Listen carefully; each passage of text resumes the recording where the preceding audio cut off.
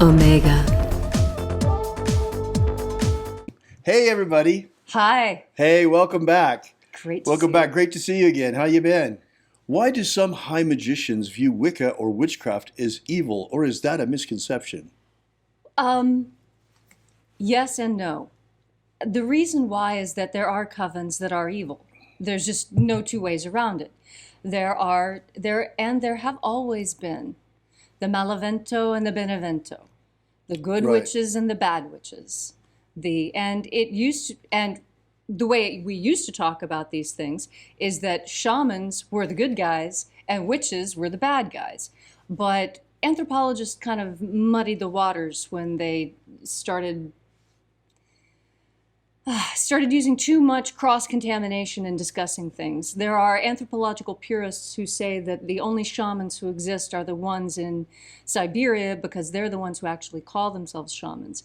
In every culture, there's a name for the person who works with unseen things and has the power to make things happen. It's just that name differs from language to language, just as the word for love differs from Right. language to language. Now, back to your original question about are there covens that are evil? Yes. Yes, there are. And it's usually pretty easy to tell when you go to their outer court meetings. If you are in the witchcraft movement and you're interested in getting in touch with a Gardnerian or Alexandrian or other traditional coven, they have something called the outer court. And this is where they will hold public rituals that are only sort of public. By public, they mean we invite people we think may be appropriate. And so if you've been invited to one of these meetings, what happens is that you are watched. You are watched for how you react to certain members' behaviors, which may or may not be authentic. You see, witches have a tendency to play tricks. And the more evil they are, the more tricks they play, is what I have noticed. And the covens who have hazing practices, I've noticed it's the covens that haze that tend to be more dark in their practices. Huh, interesting. And so you can usually tell just from a couple of outer court meetings as to how facetious or nasty or backbiting they are. Right. And so, when you look at the outer court, oh, this is what you feel comfortable showing people?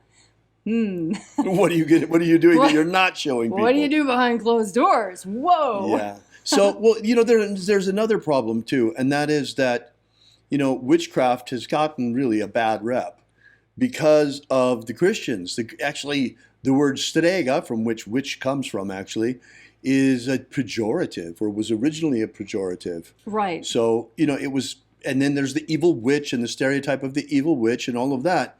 And for people to separate Wicca from the evil witch, Wicked Witch of the West, Which is ridiculous because you've got Glinda right there. Exactly. And even in our most beloved story of Sleeping Beauty, you have the good witch side by side with the bad witch. Right. This is how magic has always been. Now, you see, that which is bad is sometimes culturally determined. Now, there are those things that we all recognize that are bad, and I could name some things, but I won't. Right. But there are things that are cultural that are considered bad, and things that are cultural that are considered good, that make the witchcraft and the magic that you do to prevent outsiders from coming in seem like misplaced malevolence. For example, the Islamicists have a problem with pork. The Chinese adore pork. So if the Islamicists cast spells to attack pork production in China, the Chinese would see it as malevolent, and the Islamicists would see that as just cleaning up a mess. Do you see? But when you get to cultural values. Cultural values. Right. But there are other cultural values that are consistent. Right. We all believe that you should love your spouse. That is a cross-cultural constant, no matter what culture you're in. Well, and why do some high magicians view witchcraft, Wicca as evil? I think that is a bit of a misconception, Fiona, the way that you state the question. I think you're not dealing so much with high magicians as you are with Ceremonial Satanists, perhaps? no Christian prejudice, Right. fundamentalist Christian prejudice in our culture. Which leaks over. Well, imagine. I mean, Leslie and I are dealing with this all the time because, I mean, more so probably than even witchcraft because we're so out there with the magic of Jesus. We get outraged. There are people out, what do you mean the magic of Jesus? Magic is evil. Well, sorry, the magic of Jesus is the magic of Jesus, and it's not evil. And God, you're sounding as crazy as the Pharisees by even saying that. Oh, and don't get me wrong. There are witches covens who think that Jesus is evil. Right. And the mere mention of Jesus or anything positive about Christianity or even, you know, the slight hint of a hymn, and you're kicked out of the group. I can attest to this. I have been kicked out of groups before for simply stating that I thought perhaps we might view Jesus in the same way that we view Krishna or Ganesha or Ekat or Zeus or any of the others. Right. Can't we just put him in the pantheon? Right. Yeah. So you see, there are all of these cultural things that we're dealing with, but particularly high magicians viewing Wicca witchcraft as evil, not so much. That sounds more like just snobbery. Right. It's more like, yeah. Because if we are high magicians and you're Right. just still mucking about Well, around fire and it's pits. kind of silly too because high magic and low magic each have their place. Leslie is really, really masterful in low magic. She comes from the spells background. I come from the high magic background.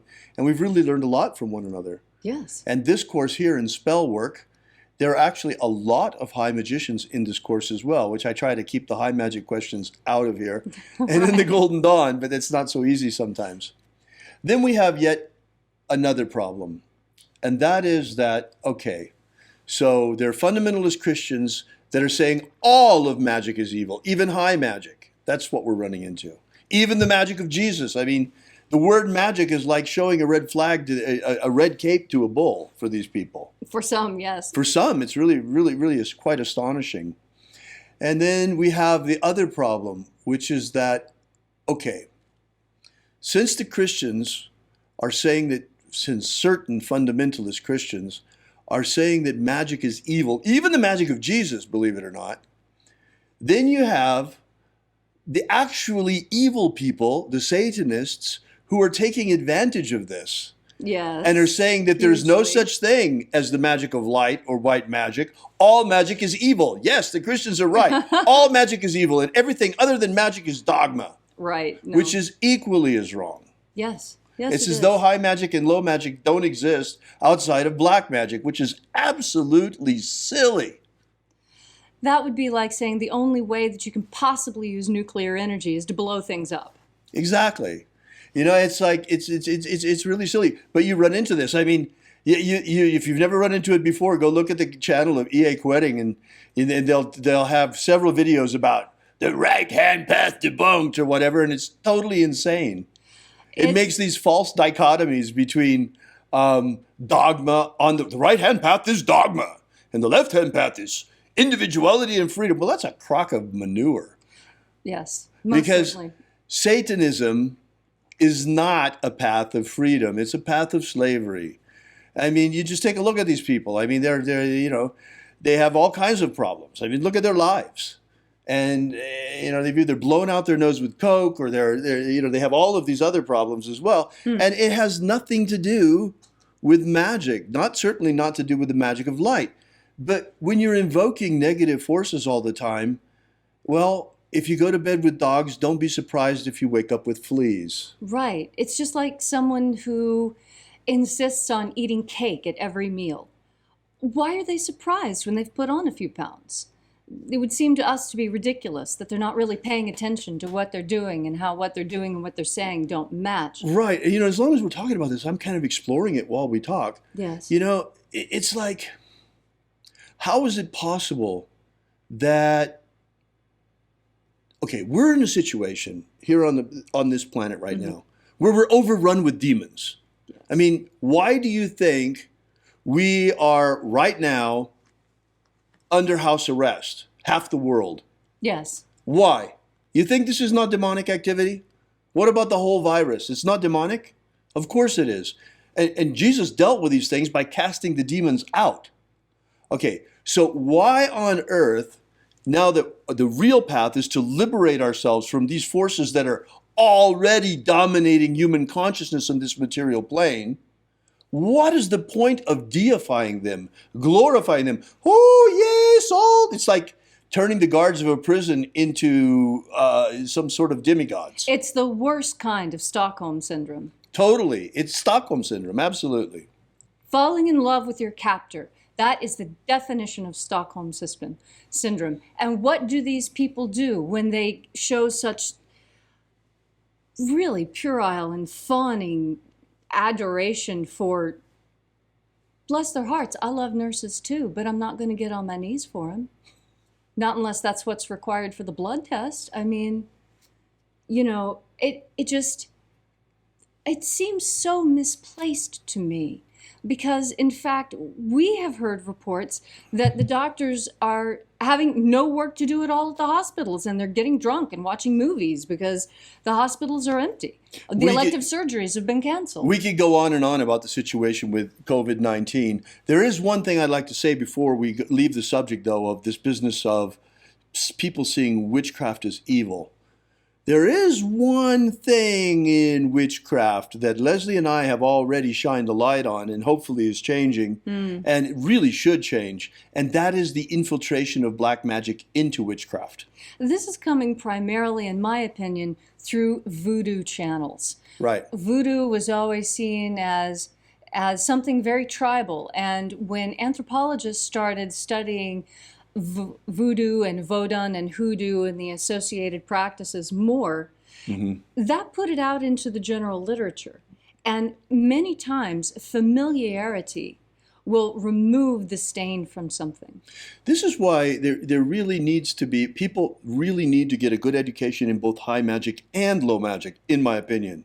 You don't use a screwdriver to hammer in a nail, and you don't use a hammer to put in a screw. You use a screwdriver or you use a drill. Right. You use know, the proper tool the for proper the job tool at for the hand. proper thing. And just as we see people having certain problems with high magic because they haven't also mastered low magic, it's amazing how many people you see that are making great soul progress, spiritual development progress, Right. but they can't seem to keep their daily life together. Right. And they're always out of work, or this is going wrong, or that's going wrong, because they don't have that low magic grounding as well to balance it. You need both. Just as you're a physical body and a spiritual body, you need low magic to take care of the material body and high magic to take care of the spiritual body. Exactly. Now, add to this problematic one more thing, and that is that most low magicians don't have any real training in high magic. Right. And this is why there are so many coven priests and priestesses out there who are looking to, we got to draw down the moon, let's use voodoo. Right. If they had any training at all, they would understand that voodoo is not the route to go, but rather the Golden Dawn's assumption of God forms. The reason why, and I want to make this super clear to you, the reason why is that as a good shaman, as a good magician, as a good witch, as a good anything that works with the spiritual realm, you don't let stuff in. You put it on top of you and you get the contagion from like putting on skin cream.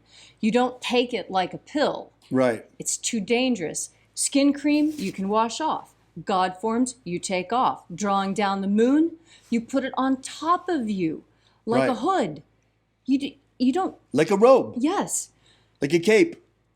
Santeria, voodoo, hoodoo, all those... It's all based on possession. That's the last thing you want to do is invite demonic possession. Don't let it in. Don't do it.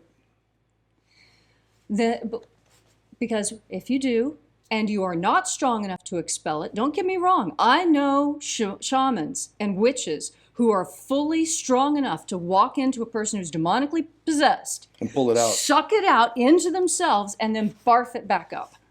I know people strong enough to do that, but they're definitely not beginners. And it's definitely not the best way to go about it. And they were trained by people who had done this, trained by people who had done it.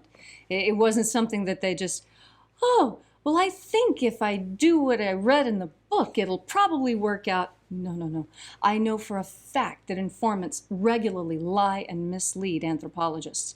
You cannot always trust the anthropological record as being authentic, because the people who are talking to the anthropologists don't always trust them enough to tell them the truth. The Illuminati have cast a powerful spell on the peoples of the earth, and while many still sleepwalk like zombies in a trance, they have prepared everything nearly to enslave humanity under a new world empire. Of our hearts, the power of our magic, and the strength of our numbers, we still can break the spell put on our people.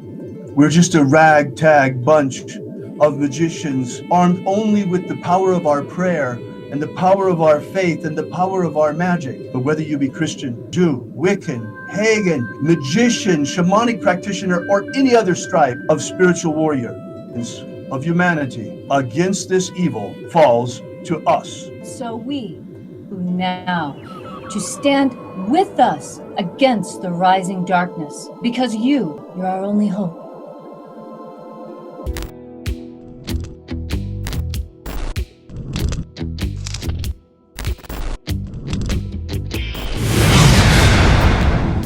Have you ever wanted to gain real magical abilities so you can become the master of your destiny? Do you wish you could get the ancient secret key for free so you can build the life of your dreams? If you've wanted more out of life, to become all that you can be, physically, romantically, financially, spiritually, then you need to take action and get this right now. That's right, and for free, but it won't be available for much longer. So go right now to thescienceofmiracles.com and get started. Achieve the prosperous life you want for yourself. Gain ultimate life mastery.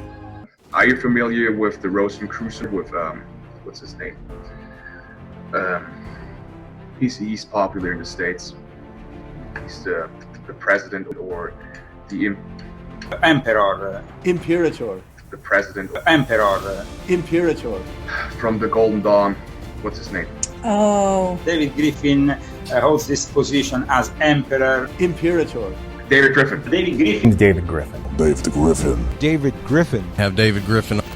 I saw an email yesterday that he sent out about, there's a magical war going on. The Mage War. Demons of the infernal realm. All of them. There is really a magical war going on. The Mage War. There is a guy called David Griffin who is heading all these magicians. David Griffin is S.L. McGregor Mather's present successor. David Griffin. David Griffin. David Griffin. David Griffin. I'm Golden Dawn Imperator David Griffin. David Griffin. David Griffin. David Griffin. David Griffin. Now David Griffin. There's a magical war going on. So there is really a magical war going on. Alpha Omega.